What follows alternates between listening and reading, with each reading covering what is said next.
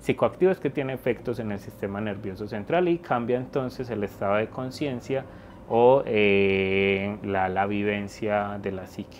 Así que la persona se queda en el viaje.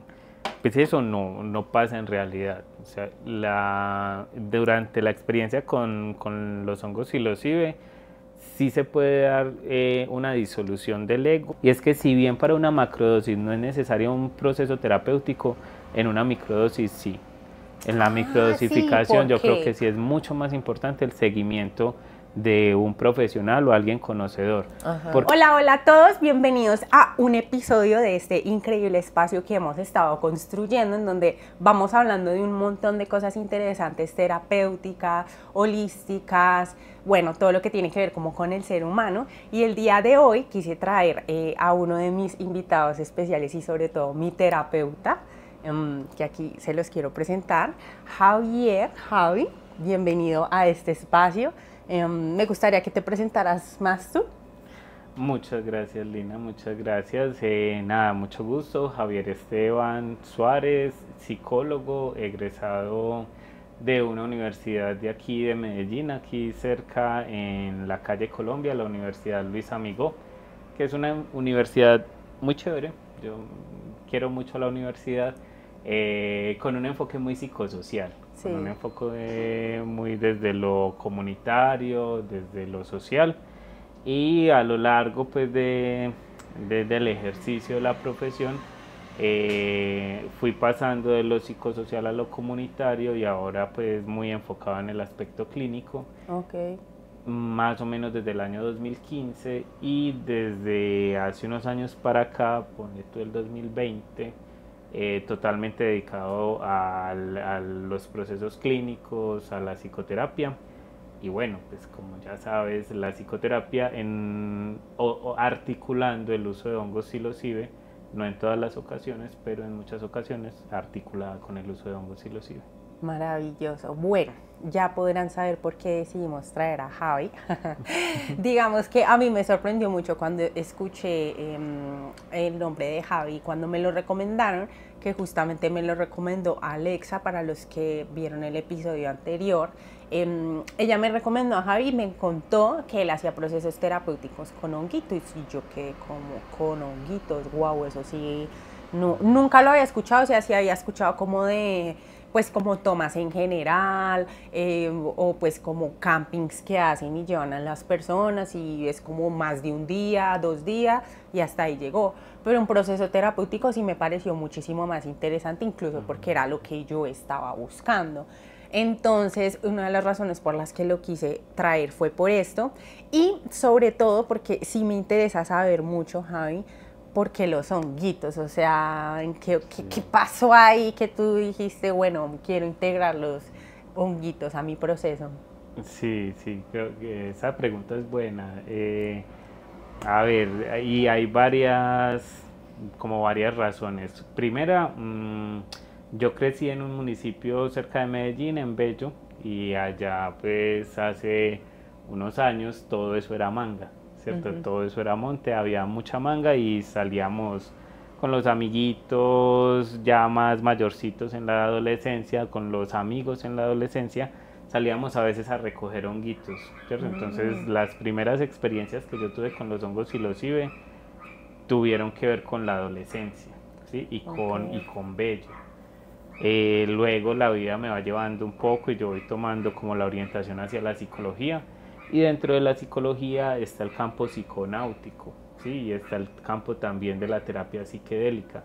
Eso suena como algo muy reciente, pero no. Lo que pasa es que desde principios del 2000 se empezaron a dar autorizaciones para procesos terapéuticos con psilocibina en Estados Unidos, en la Universidad de Harvard, procesos para el tratamiento de depresiones resistentes al tratamiento, ¿cierto? Desde el 2000. Pero eso después de un periodo de más o menos 30 años de prohibición, porque en los 70 con Nixon, finales de los 60 con Nixon, entra de lleno la prohibición de algunas sustancias que venían siendo estudiadas de atrás, ¿cierto? Desde los 20, desde los 50, desde los 40, los 50, venía explorándose la cocaína, el LSD, la psilocibina, la mescalina, venían explorándose cantidad de sustancias con utilidad posible para la psicoterapia, ¿cierto? Unas más, otras menos, unas más riesgosas que otras, ¿cierto? Sabemos que Freud usó cocaína, Freud recomendó la cocaína. Él luego muy honestamente reconoce que la cocaína es muy difícil de usar terapéuticamente y la deja de utilizar y se la deja de recomendar a su pareja porque un amigo de él murió por el Sobredosis. asunto, sí, por un trastorno ya de cocainómano, digamos. Pero bueno, eso es una anécdota ahí muy es otro X. tema por ahí. El hecho es que el uso de los psicodélicos en psicoterapia viene desde los 50, ¿cierto? Y se han hecho desarrollos desde los 50 en la psicoterapia con psicodélicos, pero con la prohibición de la psilocibina, esto quedó pues vedado, quedó en un campo oscuro donde algunos terapeutas lo usaban, pero de forma pues clandestina. Eso quedó allá como tapado hasta los 2000. En los 2000 esto vuelve y estalla, ¿cierto? Estalla con Silicon Valley, que empieza con el tema de la microdosificación para mejorar la capacidad en muchos aspectos, ¿cierto? De ahí esa película chévere de que hay un medicamento como que eleva tus capacidades.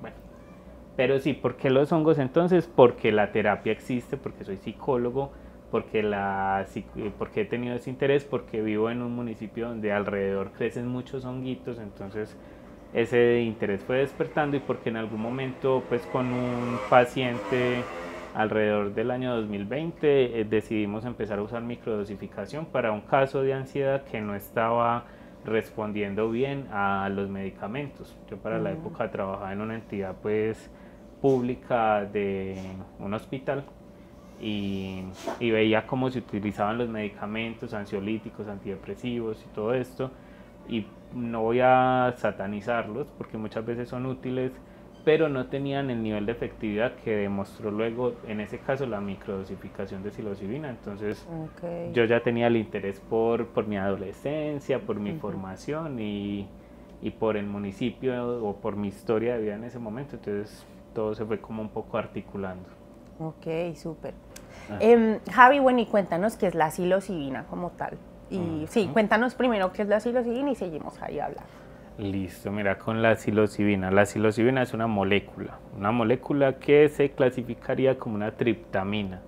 Entonces, las triptaminas son un grupo de moléculas que algunas de ellas tienen efectos psicodélicos. Una de las más conocidas es el DMT, ¿cierto? El DMT es la molécula de Dios. Esta triptamina que está comprobado producimos durante el sueño para crear imágenes, ¿cierto? Las imágenes del sueño están relacionadas con las cantidades de DMT que producimos para generar imágenes.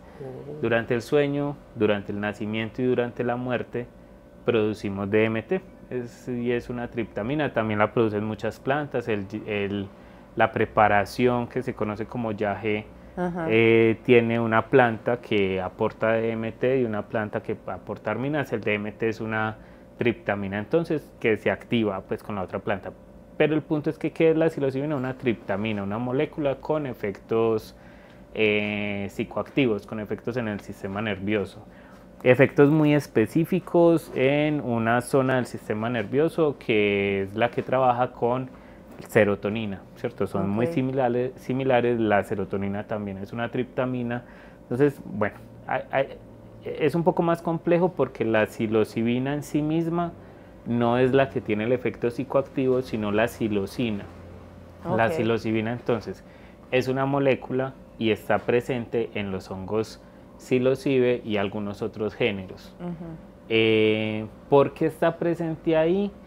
Algunas personas dicen, no, es que es un mecanismo de defensa para los humanos, pero contra los humanos o contra los mamíferos genera distorsiones de la realidad, entonces la persona no volverá a usarlo. Pero al parecer eso no tiene mucho sentido porque los hongos con psilocibina empezaron a sintetizarla hace como 40 millones de años, antes de que los humanos siquiera estuviéramos en planes, ¿sí? Entonces no está muy claro por qué los hongos psilocibe sintetizan psilocibina, ureginasa, norauriginasa y entre otros alcaloides que están en los hongos psilocibe.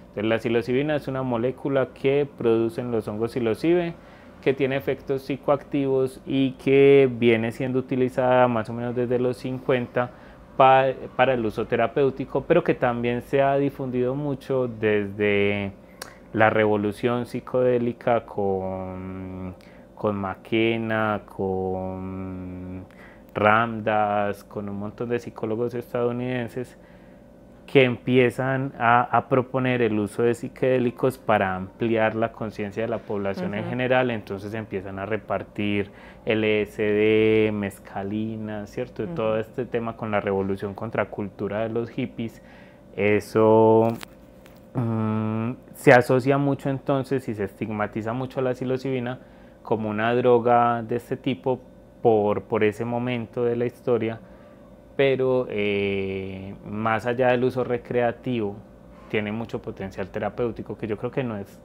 ni siquiera tan recreativa, ¿cierto? Yo creo que no es tan divertida. La psilocibina tiene unos efectos que uno a veces dice, pero esto divertido no es, esto tiene muchas cosas, es magnífico, único, increíble, lo sé porque es una experiencia muy intensa, puede ser muy bella, puede ser muy aterradora, pero en todos los casos es muy intensa y es difícil definirla como recreativa. Pero entonces, para responder, la psilocibina es una molécula que producen los hongos psilocibe, entre otros géneros, y que tiene efectos psicoactivos que pueden ser usados terapéuticamente, pero también pueden ser usados desde una perspectiva un poco contracultura.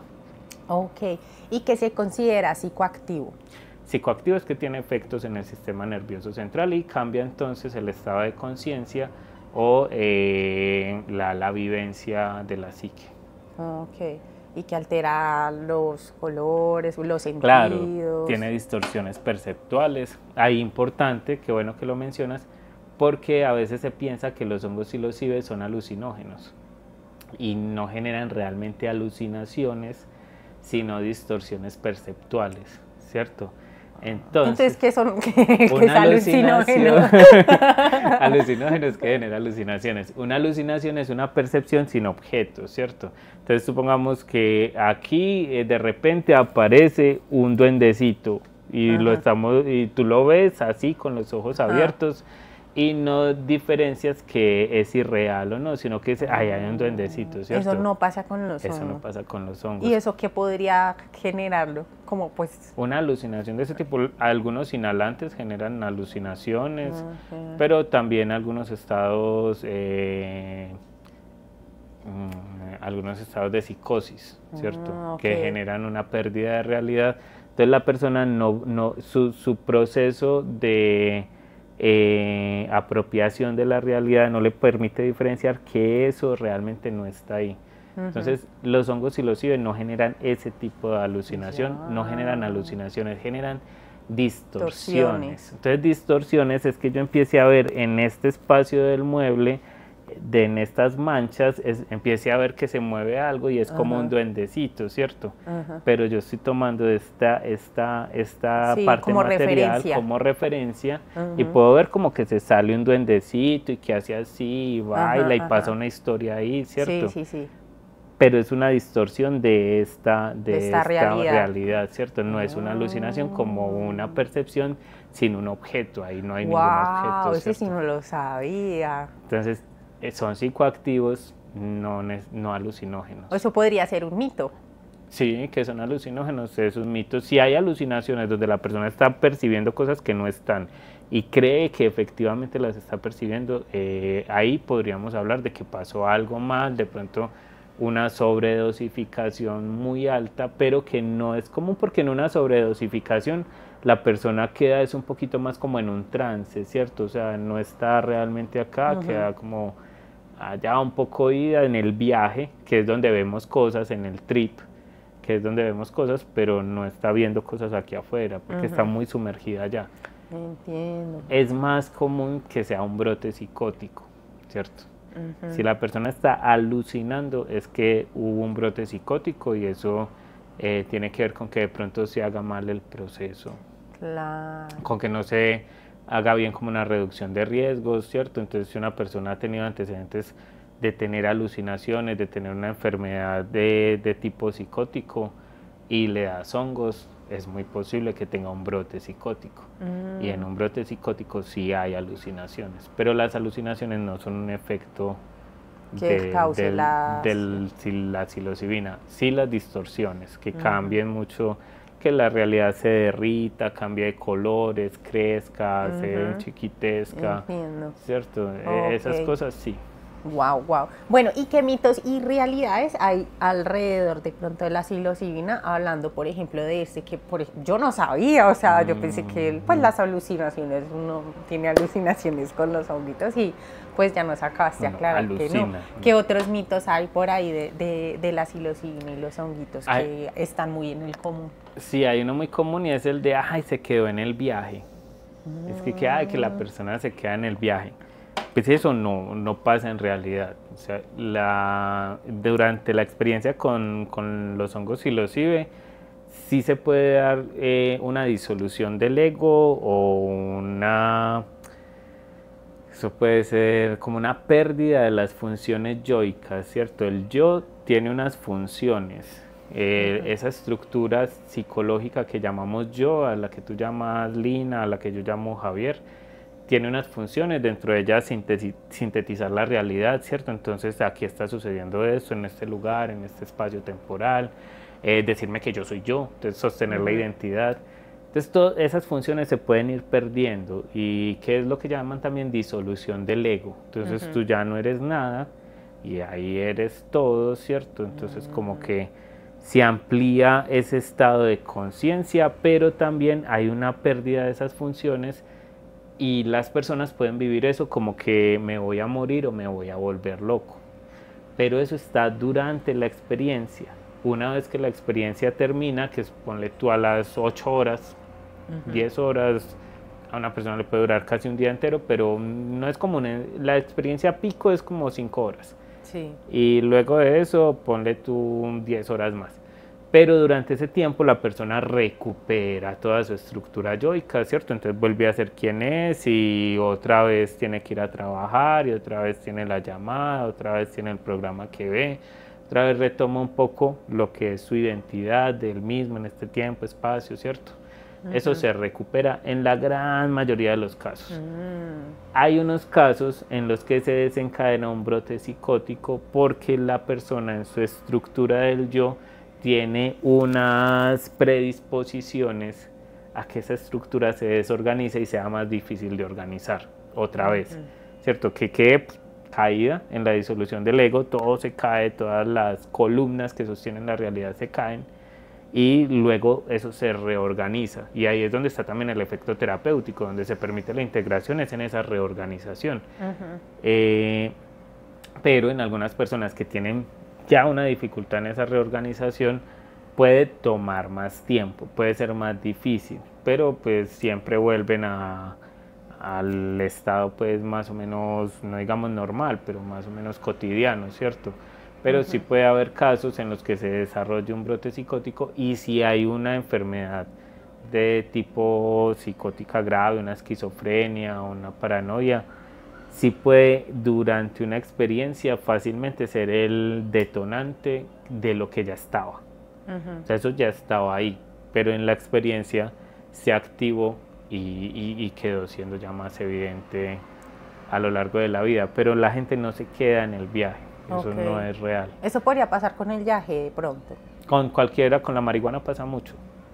Con la marihuana es de las cosas que más detona trastornos psicóticos, pero no es que la marihuana genere el trastorno psicótico, sino que hay una predisposición a desarrollarlo y que se detona, se activa con la marihuana. El yaje, muchas realmente. Hay otras sustancias que sí generan el daño neuronal directo, entonces a partir de eso pues pueden también generar pues un trastorno psicótico, pero esto es lo que pueden activarla, el cannabis, el LSD, la psilocibina, la mescalina, cualquier psicodélico. El cannabis es muy difícil de clasificar. Entonces, ese es un mito, lo de que se quedó en el viaje. Otro mito y que tiene mucho que ver con una visión ritualista de todo este proceso, es que uno no debe antes de tomar hongos tener relaciones sexuales, o sea que no debe tener Eso sexo. es falso. Eso es falso, Yo pues, pensé que era eso no tiene verdadero. nada que ver en el efecto. Y eso que dice toma y todo. No, pues lo que pasa es que esa es una visión ritualista que yo respeto, ceremonial, pues yo respeto esa visión y todo ese discurso, Pero no es necesario. desde el punto de vista del trabajo terapéutico con hongos no es necesario ni que dejes de tener relaciones, ni que no comas carne al otro día, ni al día antes, digo, sí que tengas una alimentación liviana, balanceada. Y lo del alcohol, eso sí. El alcohol sí, total, o sea, el alcohol, guayabo y hongos no se juntan nunca, si el día antes te pasaste con el licor o tuviste un consumo más bien altico, no tome hongos. Nunca, ni microdosis ni nada. Si usted está enguayabado, no tome hongos. Eso es porque sí es una experiencia muy maluca. No es que te vaya a matar, pero sí es una experiencia muy desagradable. Demasiado maluca. Sí. Con todo lo que hablaste hubo algo que me quedó resonando y es el tema de, pues, lo de tomar honguitos sin guía. O sea, en cuanto a eso, ¿tú cómo lo ves? Porque, pues, acabas de decir que pues uno puede tener un brote psicótico si tiene de pronto unos antecedentes de poder, pues como todo este tema del yo, ¿cierto? Y pues ahorita es muy común ver estas tomas recreativas de, ay, peguémonos un pasito este fin de semana y nos comemos unos honguitos, y pues como muy el tema sin la opinión de un experto o incluso sin un proceso como tal, sino pues como más de forma recreativa. ¿Cómo lo ves tú? A ver, yo creo que para una persona experimentada en el uso de psicodélicos puede hacerlo sin un guía, ¿cierto? Pero antes de eso tener un historial ya de uso de psicodélicos y que sepa usarlos, sepa dosificarlos, sepa organizar su entorno, ¿cierto? Con una persona experimentada tal vez no sea tan necesario. Pero a nivel recreativo, digamos, un parche de amigos, se quiere tomar unos honguitos en la playa, vale, no es necesario que estén en un proceso terapéutico, pero sí cuidar mucho la dosificación. Yo creo que esa es la clave, porque una dosificación alta no te va a permitir disfrutar la playa, ¿cierto? Simplemente vas a estar totalmente derretido, digamos, en todo sentido, y no lo vas a disfrutar igual. Poder usar una dosis baja, entre media y baja, para poder empatizar, pasar una tarde, una noche bacana, observar el cielo, el mar, sentir, ¿sí? Entonces creo que si es para un uso recreativo, a mí me parece que los honguitos en general no son muy divertidos, ¿sí? Porque son a veces como muy exigentes, pero si uno cuida el manejo de la dosis, sí puede usarlos para empatizar, para sentirse más livianos, que un poco en eso está la lógica de las microdosis. Entonces, si hay pensar en el tema de la dosis, si se va a usar de forma recreativa, intentar que sean dosis pequeñas. A veces es difícil dosificar, por ejemplo, en los chocolates que se usan mucho, ¿cierto? Entonces mirar cuál es la dosis del chocolate en total, cuánto pesa el chocolate y mirar más o menos cuál va a ser la dosis individual. Yo creo que para una dosis así chévere, que se pueda vivir y transitar tranquilamente, no pasarse mucho de un gramo y medio máximo, ¿cierto? Mientras que en el entorno terapéutico solemos usar como 3 y en el entorno ceremonial 5, ¿cierto? Son poco diferentes ahí las dosificaciones, también como para el interés que hay. Y tener ya experiencia, porque si una cantidad pequeña, si hay una predisposición a desarrollar un brote psicótico, se puede desarrollar con una cantidad pequeña. Entonces, hacerlo solo, si es la primera vez que lo haces, no, si es la peor idea. Es mejor que no.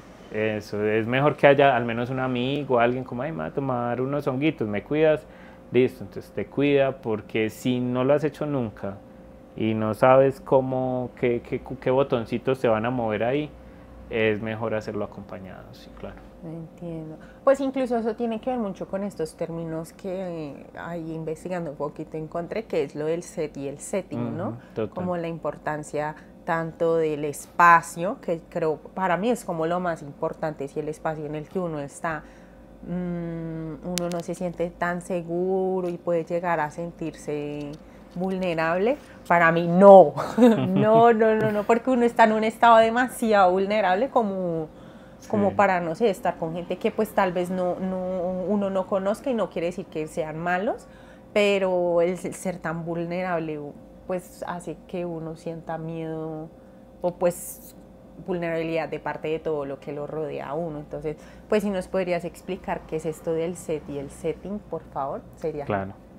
claro, ¿no? Es que pensarlo en uno tomarse 3 gramos de hongos para ir a una discoteca es imposible. O sea, no hay manera de pasar bien eso, ¿cierto? Porque los sentidos van a estar súper, hiper, mega, ultra estimulados, entonces va a ser algo muy confuso, muy incómodo, muy maluco. Entonces el set y el setting tiene que ver con la preparación del set, que es el estado individual, el estado mental, el estado de salud, si te van a llamar o no te van a llamar, ¿cierto? Si puedes sacar ese espacio, toda esa preparación individual. Y el setting, la preparación del contexto, ¿sí? Tenés agua, tenés un baño, si te da por, no sé, comerte una fruta, tenés una frutica cerca, te sentís comunicado, te sentís tranquilo en ese espacio es seguro, o es un espacio donde sentís, no sé, me van a observar. El setting es cómo preparo el contexto y el set es cómo me preparo yo, ¿cierto? Pueden haber muchos set y setting diferentes, lo que te decía hace un momentico, si tu intención, que es lo primero que hay que tener claro en el set, es cuál es tu intención. Si tu intención es pasar un rato con unos amigos, entonces vas a prepararte que sean amigos de confianza, que sea un entorno de confianza y que vamos a pasarla bien, no sé, una finca, la playa, la montaña, ¿cierto? Pero que nos sintamos seguros, porque cualquier elemento de inseguridad pequeño puede acrecentarse mucho en la experiencia. Entonces que nos sintamos seguros y usamos una dosis más o menos ajustada a lo que buscamos, entre media y baja, ¿cierto? A un compartir.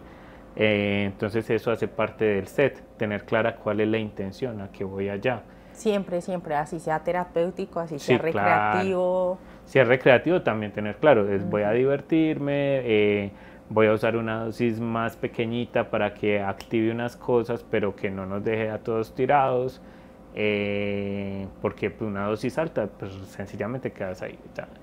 Sí. Entonces, ¿cuál es la intención? Va dentro del set y va a cambiar el set y el setting dependiendo de la intención. Si tu intención es terapéutica, generalmente entonces hay unos ejercicios de preparación previos, ¿sí? Unos ejercicios de relajación, de meditación, de visualización, que permiten que sea esto más efectivo para el tema psicoterapéutico. Durante el setting psicoterapéutico, por ejemplo, no se suelen poner muchos estímulos, sino antes de privar, o sea, retirar estímulos. Entonces se puede usar un tapaojos, se puede usar música ambiental que genere un poco de ruido blanco y genere como una sensación de no estímulo ahí. Entonces se busca de privar los estímulos externos para que la persona tenga una experiencia interna, ¿cierto? Y vaya hacia adentro y rebusque adentro la información que queremos sacar para lo terapéutico.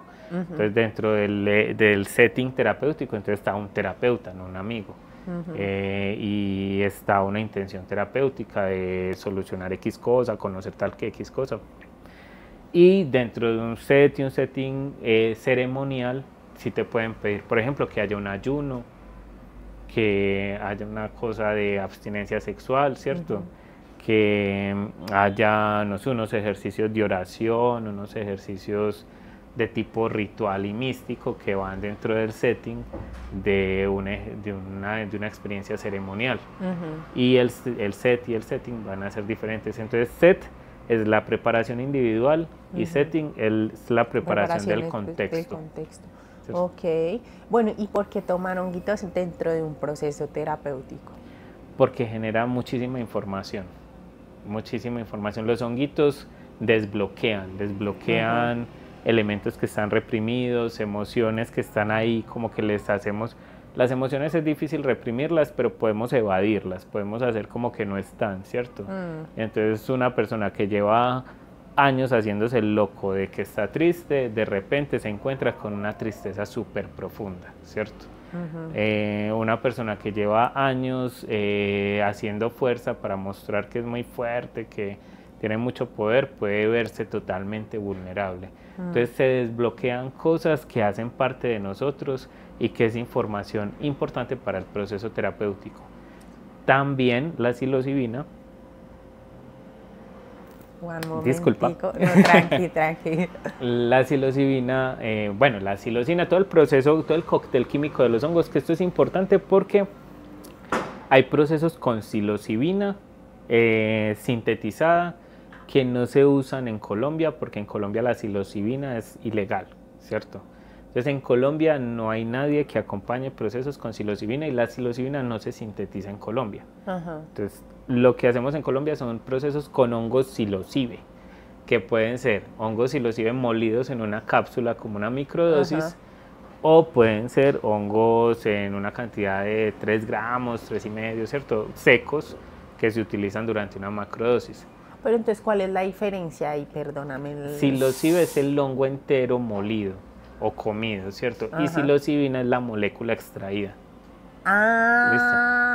Ya, o sea, es como el DMT que yo lo pudiera extraer y ponérselo, no sé, a un cuadro ahí de... El LSD, es diferente el LSD del cornezuelo del centeno, que es de donde sale el LSD, ¿cierto? Ya entiendo. Entonces, el cornezuelo lo usaban los griegos, por ejemplo, en los rituales eleucísticos, los ritos de Eleusis y los ritos iniciáticos utilizaban LSD. Pues no LSD, cornezuelo del centeno. Como la molécula. No, el bichito, el hongo, ¿cierto? Se usaban el hongo, lo usaban creo que vaporizado o en humos, en cosas, lo usaban, ¿cierto? Diferente a en los 20, 30, no me acuerdo cuándo fue, Hoffman sintetiza el LSD y utiliza el LSD, listo. Entonces, los hongos psilocibe son el cornezuelo del centeno, ¿cierto? Son el producto natural, bruto, ¿cierto? Que vos te comes o moles en una microdosis. Y la psilocibina es una molécula, ¿cierto? Es ya extraída, pero eso hace muy diferente los procesos, porque el hongo tiene un cóctel químico que genera un efecto séquito, que es como una sinergia de moléculas, son un grupo de moléculas que trabajando juntas generan unos efectos muy diferentes así trabaja sola. Entonces ahí hay que diferenciar que la psilocibina y los hongos psilocibe. Pero se me fue un poco porque usarlos en terapia, ya eso lo mencioné, o estamos en eso. Estamos en eso. Solo que me causó mucha curiosidad porque fue como así no es lo mismo. No es lo mismo. Entonces, en terapia generan ese desbloqueo emocional, ¿cierto? Y ese desbloqueo de información también, información que de pronto está hecha a un lado, reprimida, ¿cierto? En el inconsciente. Y también la psilocibina, su cóctel, tiene unos efectos muy, muy benéficos en el sistema nervioso. La psilocibina, por ejemplo, está asociada a la neurogénesis, que es algo que muy pocas otras cosas hacen, y es favorecer la regeneración de tejido neuronal. Hasta hace poco tiempo se pensaba que las neuronas no se regeneran, que tenemos, no sé, 200.000 millones de neuronas, no sé, son muchas, no sé cuántas. Y que esas son y que las vamos perdiendo y eso no se crean más. Pero ahora sabemos que sí hay neurogénesis, que sí hay plasticidad cerebral, que eso se va deteniendo con el tiempo, pero no se elimina del todo. Los adultos también tenemos neurogénesis, pero ese ritmo se va haciendo muy lento y el cerebro pierde rápidamente, por ejemplo, la capa de mielina, que es como un tejidito graso que lo mantiene eficiente. Eso se va perdiendo, ¿cierto? Y la psilocibina y la melena de león, por ejemplo, están asociadas con la protección y la regeneración de todo ese tejido neuronal, con la creación de nuevas redes nerviosas, con flexibilizar las creencias que tenemos sobre nosotros mismos, que es algo muy, muy importante y que creo que solo la psilocibina hace. Hay un circuito neuronal que se llama red neuronal por defecto, y ese circuito neuronal integra unas partes del cerebro que se encargan, por ejemplo, de la memoria autoepisódica, la memoria autobiográfica, ¿cierto? Entonces la memoria de lo que nos ha pasado, los episodios de lo que nos ha pasado. Y también se asocia con la relación que tenemos con los otros, la teoría de la mente, cómo yo asocio cómo yo infiero estados mentales en el otro similares a los míos. Esa red neuronal por defecto se suele activar cuando estamos sin una ocupación y está detrás todas esas creencias de quién soy yo, de lo que he sido, de lo que me ha pasado, de cómo he reaccionado y qué piensa el otro de mí, se activan cuando el cerebro está divagante. Esa red neuronal se va volviendo muy fija, entonces supongamos que yo cometo un error en el trabajo y eso me retrotrae a la vez en que yo en la escuela me equivoqué y la profe me dijo que yo era un bruto y yo era un burro y no iba a aprender y entonces los compañeritos se rieron de mí. Y entonces en este momento yo nuevamente estoy siendo un bruto y siento que los demás se ríen de mí. La psilocibina rompe mucho esa asociación, ¿cierto? Entonces cometí un error en el trabajo y eso no me lleva a nada de mi historia, sino como que, sí, no, ya soluciono. Entonces me permite que sea más flexible en lo que yo pienso de mí mismo y lo que yo pienso de mi relación con los demás. Y eso es muy, muy sano. O sea, eso es de las cosas más maravillosas que tiene la psilocibina. Es la reducción de la actividad o favorece la modulación de la red neuronal por defecto, que es como que eso se calle un poco. Y eso se siente como que esos pensamientos se callan. Entonces la persona empieza a estar más presente, más concentrada, más en lo suyo, ¿cierto? Ese es otro efecto muy terapéutico y muy aprovechable pues en la psicoterapia. ¿Qué más? No, y un sinfín de cosas. Nos podemos poner aquí a enumerarlo. Acabo charlando un rato. Incluso me pareció muy interesante, digamos, de mi proceso, una de las emociones que yo me di cuenta que es que no sé, de pronto ignoraba, ¿cierto? Que afloraron. Sí, pero afloró durante el proceso fue la rabia, ¿no? O sea, fue como que, o sea, fue un mes con la microdosis. El primer mes yo sentía mucha rabia, o sea, de verdad, mucha rabia. El segundo mes como que otra vez se estaba aflorando esa rabia y como que durante todo el proceso y también en el acompañamiento contigo, yo me di cuenta que no es como que, pues aquí ahí yo, pues mi pregunta es como, bueno, no creo que la reprimiera, pero sí como que o sea, como que en vez de sentir la rabia, como que yo ponía encima la risa. ¿Cierto? Entonces cuando sentía rabia como la que... enmascaraba. Sí, la enmascaraba con risa, ¿cierto? Entonces como que eso me hizo darme cuenta de un montón de cosas, incluso en la forma en cómo me vinculo, porque es como que aquellas personas que me afloran esa rabia, pero después lo podemos amortiguar con risa, es cómodo, seguro, entonces aquí me quedo, así no me aporte mucho este vínculo, ¿cierto? Entonces como que sí fue muy interesante bueno, la rabia también es importante sentirla, ¿no? Entonces también fue como un proceso chévere de darme cuenta que, pues aunque no es tan chévere la rabia,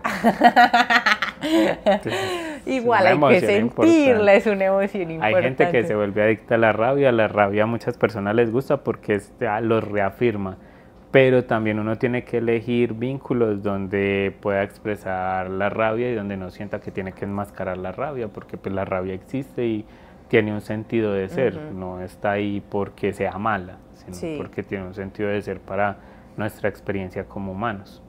Entonces mira qué importante, ¿cierto? Conectarse con esa rabia. Tú no conectas con esa rabia y la dejas ahí enmascarada y poco a poco te va dando un tic. ¿Cierto? Ay, no se imagina yo con un tic. Entonces es mejor como irla soltando, irla reconociendo, y ahí tocas un punto muy importante, Lina, porque en la microdosis es difícil saber qué es lo que está pasando. Uno tiene una expectativa diferente, ¿cierto? Uno espera sentir amor y cosas bonitas, cuando empieza a desbloqueársele tristeza, dolor y yo no sé qué. Entonces hay un montón de cosas que es importante que haya alguien que conozca estos procesos para que te acompañe y te diga, mira, eso es parte del desbloqueo emocional, eso es lo que nos va a ir aportando al proceso para conocer por qué estás tan enojado. ¿Sí? Y porque piensas que no puedes expresarle tu rabia al otro, sino que la muestras como una risa. Entonces eso favorece, eso es útil en un proceso terapéutico. Fuera de un proceso terapéutico puede no ser tan útil. Entiendo. Y digamos, en este uso de los honguitos en el proceso terapéutico, ¿qué procesos personales se pueden tratar con honguitos? Me refiero a ansiedad, o sea, como qué condiciones de depresión. Sí, eso tiene como muchos caminos, digamos. Con microdosis se suele utilizar para tratar ansiedad, episodios depresivos moderados, procesos de autoconocimiento, trastornos alimenticios. Hay algo de evidencia sobre el uso de microdosis para trastornos alimenticios. Digamos que procesos sobre todo ansiosos, adaptativos y depresivos. Y la macrodosis de hongos psilocibe se utiliza para principalmente depresión resistente al tratamiento, que son depresiones que continúan a pesar de que se ha tenido varios tratamientos y que tienen muy mal pronóstico, ¿cierto? Una depresión resistente al tratamiento, el pronóstico es que se va a mantener, entonces se recurre a métodos muy extremos. Se recurre, hace poco en Colombia hicieron el primer implante de neuroestimulación, que creo que lo hicieron en Santander, que es que te implantan como unos electrodos en unas zonas neuronales y lo estimulan con el ritmo del corazón. El asunto es súper bello porque el ritmo del corazón nos mantiene el estado de ánimo, ¿cierto? Eso se lee constantemente y el cerebro está leyendo nuestra postura corporal, el ritmo cardíaco. En el estado de ánimo influyen muchas cosas, pero eso es muy bonito porque muestra cómo el corazón pues influye también en el estado de ánimo, y entonces esa neuroestimulación es súper invasiva porque te meten unos electrodos al cerebro, ¿cierto? A las cosas electroconvulsivas, a la terapia electroconvulsiva, que también es una forma de tratar la depresión resistente al tratamiento, y la psilocibina es como una de las propuestas, o los hongos psilocibe es una de las propuestas con más peso, más serias y con más resultados para mostrar en el trastorno de depresión resistente al tratamiento. También sirve para tratar duelos congelados, también sirve para tratar trastorno de estrés postraumático, trastorno obsesivo compulsivo, algunas adicciones, ¿sí? En macrodosis. Y en microdosis también se puede usar con adicciones, pero digamos que en microdosis tiene unos usos menos dramáticos porque la macrodosis tiene un efecto psicológico muy intenso. Una experiencia de hongos es una experiencia muy intensa. Demasiado. Sí, lo sabes. Puedo dar fe de eso. Esto, incluso ahí estabas diciendo algo que me pareció muy interesante con respecto a lo de los latidos del corazón, y es que me acordé, alguna vez yo vi cómo eran los latidos del corazón cuando estás depresivo y cuando estás ansioso, ¿no? Entonces como que cuando estás ansioso es como una vaina así de que el corazón una frecuencia está súper alta, sí. Y mientras que el depresivo es como que ¿cierto? Entonces me parece muy interesante lo que estás diciendo con respecto a eso, porque no sé si la psilocibina también afecta, pues cuando uno se la toma podría también afectar el ritmo cardíaco. Sí lo afecta y genera y eso es un punto importante a tener en cuenta antes de tomar hongos. Si tienes un trastorno del corazón, pues sería interesante revisar, porque si afecta no de forma peligrosa, no hay casos de muerte relacionados con el uso de psilocibe, pero sí genera cambios en el ritmo cardíaco que pueden vivirse con mucha angustia, ¿cierto? Entonces sí afecta y sí hace que lo sientas más. O sea, la psilocibina y los hongos psilocibe hacen que sientas y entres más en contacto con tu cuerpo y te des cuenta de más cosas que están pasando en tu cuerpo que de pronto antes las tenías como echadas a un lado. Ok. Digamos, para una persona que tiene depresión, o sea, ¿se empezaría como por un proceso de microdosis o macrodosis? ¿O ahí es dependiendo de la persona, como lo que necesite? Sí. Hay casos que pueden... Eso sí, uno nunca da hongos como precipitadamente, o sea, como que, llegué ayer y hoy te estoy dando hongos, no. Sí. primero hay que hacer una valoración, una preparación y eso toma mínimo una semana. Entonces no se dan de una, pero sí cambia, pues depende del caso, si es microdosis o macrodosis. Ok. Digamos que con lo que acabas de decir, ahí sí me pareció muy chévere algo del proceso y fue como que primero tuvimos como 3 meses de proceso terapéutico y después fuimos como a la toma, ¿no? A tener también un montón de información que ahí eso, pues después se siguió trabajando. Yo ahí te quería preguntar, ¿tus procesos más o menos siempre son así o más o menos cómo es un proceso tuyo en el que incluyes el honguito? O sea, ¿en qué momento lo incluyes? Cuando dices como, bueno, ya es hora de hacer una toma, ya sea micro, macro. Mira, hay procesos en los que voy más rápido porque yo digo, hay un riesgo, ¿cierto? Hay un riesgo en ir rápido, pero hay un riesgo mayor en no actuar. Entonces, en este caso es importante por la salud de esta persona hacer algo.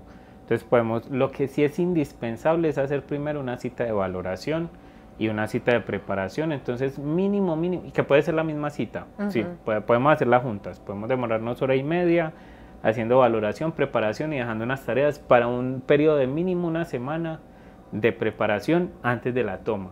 Sí. Si es un caso urgente, ¿cierto? Si uno dice, esta persona de verdad le sentaría bien, sería importante que tomara los honguitos en este momento porque es un caso extremo, ¿cierto? Pero generalmente son procesos en los que empezamos trabajando la anamnesis, conocer un poquito de la persona, porque qué relación has tenido con las sustancias, por ejemplo, por qué querés hacer esto, qué creencias tenés sobre esto, ¿cierto? ¿Qué expectativas? Porque a veces las personas esperan que los honguitos hagan magia y lleguen y te transformen la vida y no, eso es mentira. Al otro día si no pones de tu parte, no. Al otro día usted tiene que ir a trabajar. Entonces, de ahí viene la otra parte importante. Está la valoración, preparación, la toma de los hongos, el uso de los hongos y la integración. La parte terapéutica de los hongos es la integración y es toda esta información que ha estado saliendo, cómo la organizo yo en mi vida y cómo la vuelvo operativa y útil para mi vida. Okay. ¿Sí? Si no haces eso, pues queda como una experiencia más. Sí. Pero la integración es lo que permite que esto sea útil terapéuticamente. Incluso después de lo recreativo, ¿no? O sea, ¿o tú qué crees? Lo que pasa es que, mira, hay muchas cosas que tienen efectos terapéuticos. Entonces, un día tú tenías muchas dificultades en tu trabajo, pues estoy poniendo un caso X, y ibas entonces en la moto y pasaste junto a un accidente y pensaste, ve, al menos estoy vivo, voy a ponerle más empeño y a partir de ahí cambia un poco tu perspectiva de las cosas. ¿Sí? Hay muchas cosas que pueden tener efectos terapéuticos. Okay. Dentro de ellas los honguitos, ¿cierto? Sí. Pero el efecto terapéutico está en cómo integramos esa información, cómo organizamos esa información para hacerla operativa y para que pueda hacernos pues útil, ¿cierto? Entiendo. Y digamos de todos los procesos que has llevado, ¿no? ¿Te gustaría contarnos un proceso o algún proceso de transformación que hayas tenido y que nos puedas contar? Sí, bueno. Primero, a mí, digamos que uno que me parece llamativo es uno de microdosis. Y yo creo que me parece llamativo porque fue como mi proceso inaugural, fue cuando yo ya, después de llevar un par de años, desde el 2018 al menos, estudiando los honguitos, estudiando su articulación, pero también su ecología, nos decidimos con un consultante a utilizar microdosis, porque esta persona estaba teniendo unos episodios ansiosos muy intensos que no le permitían salir de la casa. Estaba tomando los ansiolíticos que le recetan. Yo para la época trabajaba con una institución de salud mental, pues eso es lo que recetan, ¿cierto? O sea, si la ansiedad no te la está quitando eso, entonces, ¿qué? Nos quedamos un poco sin herramientas. Sí, entonces dijimos como, bueno, utilicemos la microdosis y el efecto fue muy positivo, muy elocuente, o sea, muy claro que esto funcionó muy bien, ¿cierto? Sí. Entonces a partir de ahí con las microdosis cogimos un poquito de confianza y me pareció muy llamativo y lo destaco y lo traigo aquí, es porque fue el inicial y porque mostró el efecto terapéutico real a nivel químico, digamos, porque más allá de lo que creyéramos, eso tuvo unos efectos en los niveles de ansiedad que esta persona manejaba, efectos que no había estado logrando tener ansiolíticos típicos, ¿cierto? Y pudo volver a salir. Y pudo volver a salir, ¿no? Y ahora está súper bien. O sea, ahora está muy bien, él está muy bien. Pasando cosas en su vida, obviamente, pero él como está todo muy el bien. mundo. Sí. Y otro que me parece muy bonito es un pedacito de una toma reciente de una persona con la que estamos haciendo un proceso psicoterapéutico, y en ese proceso hay la toma de hongos, con la que de hecho hemos estado experimentando un poco el uso en dosis bajas, ¿sí? Porque es muy sensible a la psilocibina. Entonces eso es bonito del proceso terapéutico, y es que te permite ir ajustando la dosis, ir mirando qué es lo mejor para ti, ¿cierto? Y entonces me pareció muy bonito cómo esta persona simbolizó el duelo con su abuelito en un gato blanco, ¿cierto? Y en la figura de los felinos como protectores, como acompañantes, como, digamos, dulces, amorosos, y cómo organizó el duelo por esa persona en ese símbolo, ¿cierto? En esa imagen. Lindo. Entonces eso me pareció muy bonito. Ok, qué lindo. Sí, no, las historias creo que son increíbles. Yo de mi parte lo recomiendo Full HD, yo hice macro, hice micro y en todo hubo información. Entonces, pues ya como para ir cerrando, Javi, ¿tú qué recomiendas o qué cosas se deberían tener en cuenta después de la experiencia, ya sea recreativa o ya sea terapéutica? Listo, a ver. Si es recreativa, creo que estar atento a qué cambios permite el hongo, ¿cierto? De pronto te estás levantando más temprano, puede ser una forma de generar un hábito de sueño, ¿cierto? De pronto te está dando menos ganas de licor, ¿cierto? Entonces puede ser la posibilidad de un cambio en tu relación con el licor. Sí, estar atento a qué se está presentando esos días después, de pronto qué estuvo ahí muy presente. Entonces tú lo hiciste recreativamente en la playa, pero estaba rondando. La idea de tengo que hablar con Pepito, habla con Pepito, ¿cierto? O sea, llevarlo un poquito a la realidad, para que eso se pueda integrar y volver una parte de lo real. Eso en lo recreativo, pero es con cuidado, ¿cierto? Porque no puede uno hacer todo lo que le salga en los hongos, salen muchas cosas, hay que mantener el criterio, hay que mantener la parte crítica y entender que esa información muchas veces está puesta de forma simbólica, porque el inconsciente habla como metáforas, ¿sí? No habla directamente, sino en metáforas. Entonces no es que tenga que ser así exactamente, hay que revisar eso bien. Y si es en un proceso psicoterapéutico, puedes hacer la integración con tu psicoterapeuta. Si de pronto hiciste algo recreativo o con una intención psicoterapéutica y estás ya con un psicólogo, una psicóloga, un psiquiatra, un terapeuta que te está acompañando en un proceso, pues hablar de eso, exponer lo que pasó. Últimamente se vienen haciendo en Medellín y en Colombia, sé que con esta gente de ciencias psicodélicas, ellos han hecho algunos círculos de integración para que las personas vayan e integren las experiencias psicodélicas. Bueno, hay espacios, pero hacer algo con eso, ¿cierto? Si es recreativo, pero también si es terapéutico, obviamente estás en un proceso terapéutico. Si es ceremonial, no sé mucho qué decirte, porque eso tiene sus propias lógicas, ¿cierto? Entonces te dirán que hagas cosas ceremoniales que no conozco. Ok, listo. Prender velitas, incienso. Que respetables, porque no te sabría decir. Sí, totalmente. Ok, muchísimas gracias, Javi. Bueno, para mí, en temas de conclusión, que yo diría de este episodio,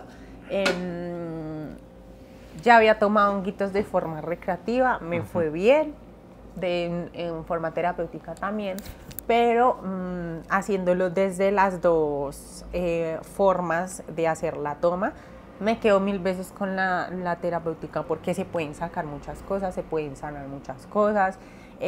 Importante el ambiente, o sea, creo que eso es lo más importante, incluso pues también como el tema de la preparación individual. Pero entonces esto lo digo y me gustaría concluir con esto, es porque se está poniendo muy de moda el tema de la toma de honguitos y de una forma muy irresponsable. Para mí es irresponsable, ¿cierto? Entonces que tomarse micros o una macro para ir a una fiesta, que para ir a un rave, que para ir, no sé, con el paseo de la familia súper conservadora, o sea, Sí. pues como que sí, justamente se está tomando mucho como algo, pues como muy X, ¿sí? Como que se puede hacer de cualquier forma, y pienso que es una, no sé, hay algo que dicen que planta sagrada, planta maestra, sé que la marihuana es una Sí, planta sí lo maestra, es. no sé los honguitos que vendrían a ser y cuál es la diferencia. A mí me gusta mucho el término enteógenos, que es como generadores de la conciencia del Dios interno, ¿cierto? Como de Ok. nuestra parte espiritual y trascendente. Es una forma muy bella, pero sí, claro, los hongos se utilizan hace como 10.000 años o más, ¿cierto? Ok. Se vienen usando hace milenios, es una planta ancestral o una Sí, medicina ancestral, ancestral. digamos, Ajá. que los hongos no son plantas, son del reino fúngico. Ok, Eh, entonces, ¿qué es? es tal vez una medicina ancestral, un Medicina enteógeno. ancestral, eso, Sí, sí, llamémosle medicina ancestral. Entonces, por ser una medicina ancestral, pienso que hay que tenerle respeto, claro. ¿cierto? Entonces, Sí, no sí. es tomárselo a la ligera, me voy a tomar esta noche con mis amigos una botella de ron y vamos a pasar el rato, venga, nos tomamos una micro, no. Pienso que es de respeto, ya sea que lo hagas recreativamente o lo hagas terapéuticamente, pero tenle respeto y ponle una intención, o sea, con qué intención me voy a tomar esto. ¿Para qué? Para que pues después se pueda hacer la integración de una forma pues fructífera, ¿no? Y que después de todo, no sé, días después como que puedas integrar la experiencia como sea que la hayas vivido, pero pues como desde el respeto, el amor y la integridad, pienso yo. ¿Qué te gustaría concluir a ti, Javi? No, que creo que es muy valioso lo que decís, Lina, sobre la forma en que de pronto se está masificando la práctica, porque en buena medida ese fue el choque que se dio durante la prohibición y la revolución psicodélica, ¿cierto? Que empezó a salirse esto de, no De digamos, control. pues no digamos de control, sino de intención, ¿cierto? Ok. Empezó a no estar claro por qué lo estamos haciendo.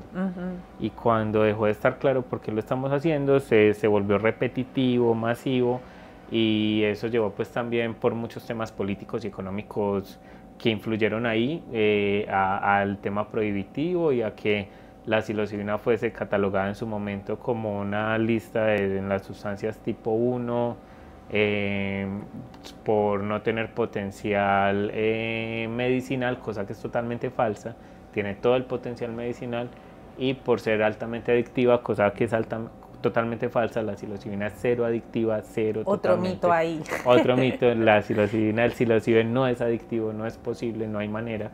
Entonces, esa masificación sin control o sin orden o sin intención llevó a luego también cosas como escenarios como la prohibición y la idea es que podamos tener una relación lo más sana posible con la sustancia, ¿cierto? Con el licor, con el cannabis, con la sustancia que sea y tener claro que hay sustancias que tienen potencial medicinal. Lo ha tenido el licor, lo ha tenido el cannabis. ¿Sí? Entonces, para cerrar, diría que en los procesos psicodélicos o en los procesos terapéuticos con psicodélicos se tiene una intención clara y se intenta tener un límite desde la intención. Lo decía, creo que McKenna, creo que Terence McKenna decía, cuando escuches el mensaje, cuelga el teléfono. ¿Sí? Okay. Entonces, si ya tuviste el mensaje, si ya estás trabajando en la integración, si ya estás trabajando en las tareas que te dejó la experiencia, cuelga el teléfono, no uses más los hongos hasta que no hagas la tarea al menos, ¿cierto? Claro, claro, porque ya entonces es una sobresaturación de información. Sí. ¿Para qué tanta información si no vas a hacer nada con ella? Total. Ay, Javi, muchísimas gracias por acompañarme en este espacio. A todas las personas que nos están viendo, les recomiendo full el proceso con Javi. Aquí abajo vamos a estar dejando sus redes sociales para que lo contacten. No solo hace procesos terapéuticos, sino que también hace caminatas por el santuario. Sí. De ecopsicología, que es otro tema. También para que pues vayan y conozcan pues como todo ese tema, porque es como una caminata con pues para ver hongos, ¿cierto? Para observar hongos, para contactar, es dentro de un modelo que se llama Shinrin-yoku o baño de bosque, que es un modelo terapéutico también, pero de conexión con la naturaleza. Genial, genial. Entonces vean, ahí también lo pueden seguir para que sepan más también como de estos otros procesos terapéuticos. Y pues nada, muchísimas gracias, Javi, Con por gusto, estar Lina. aquí. Gracias a ti. Me encanta. Lo vamos a seguir trayendo para seguir hablando de más temas, porque obviamente aquí solo tocamos como uno en concreto, que fue los honguitos y la psilocibina. Pero pues bueno, muchísimas gracias por escucharnos. Suscríbanse para que estén pendientes de todo lo que sacamos. Y pues nada, muchísimas gracias, Javi, y muchísimas gracias a ustedes. Gracias, bye, Lina. bye. Chao.